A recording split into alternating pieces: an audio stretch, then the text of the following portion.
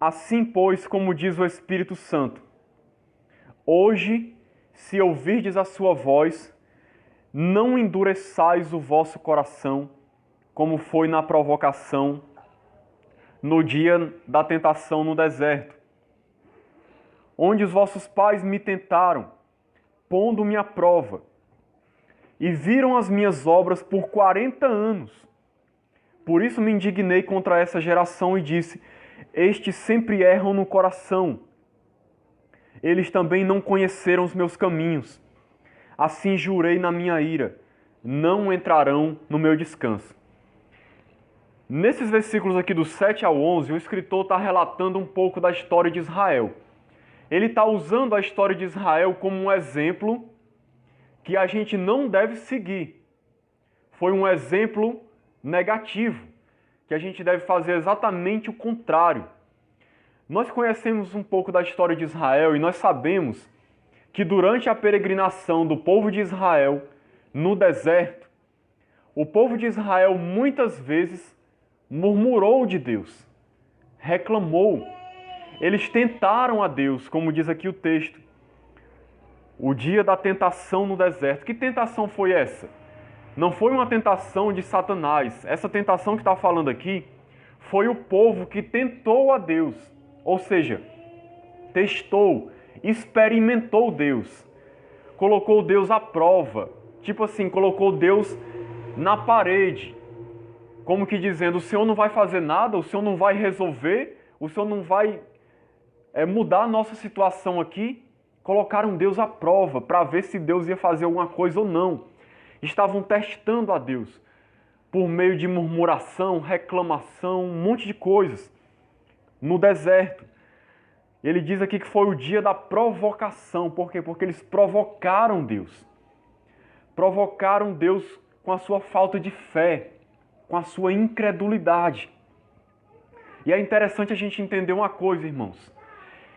Essa travessia do povo de Israel no deserto é uma ilustração para nós. É uma ilustração para a nossa vida cristã.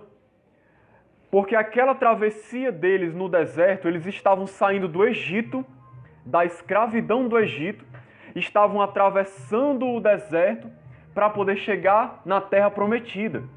Isso é uma ilustração da caminhada do cristão.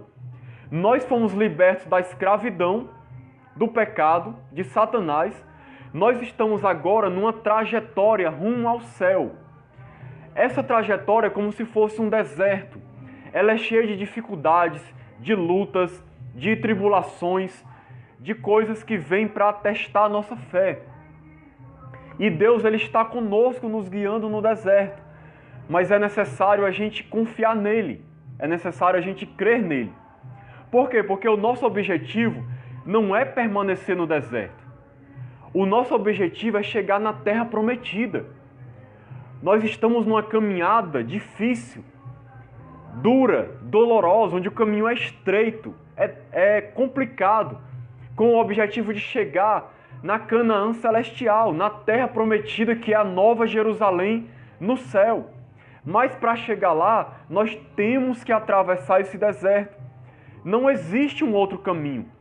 Não tem como fazer um arrodeio por algum oásis. A gente vai ter que andar por esse caminho estreito, por esse deserto, para chegar nessa terra prometida. E a questão se a gente vai chegar lá ou não depende da nossa atitude. Depende da nossa atitude de fé.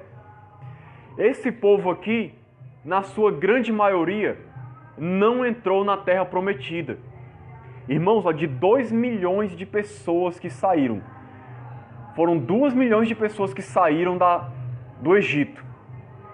Sabe quantas pessoas daquela geração entraram na terra prometida? Vocês devem saber. 2 pessoas.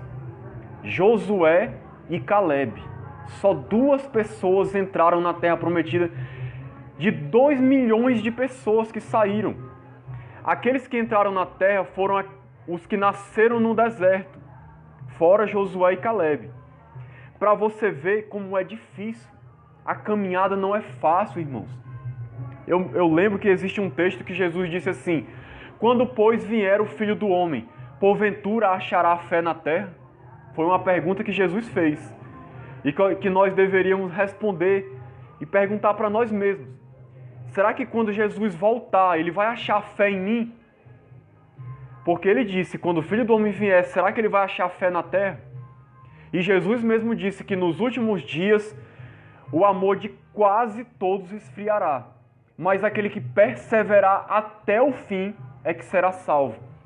Ou seja, o amor de quase todos vai esfriar. E isso está relacionado à fé. O amor vai esfriar por quê? Porque vai faltar fé, vai faltar confiança em Deus, relacionamento com Deus. Então as pessoas vão esfriando e vão abandonar Deus, vão abandonar Jesus, vão retroceder na caminhada. Irmãos, se você parar para olhar quantas pessoas que você conhece que começaram a caminhada com Cristo e agora estão no mundo, estão vivendo no pecado, ou estão frias dentro da igreja, não tem mais vontade de buscar a Deus, de servir ao Senhor. Muitos começam, irmãos, mas poucas pessoas terminam essa caminhada. Poucas pessoas terminam essa caminhada. Por isso que a gente deve prestar atenção nesse exemplo de Israel.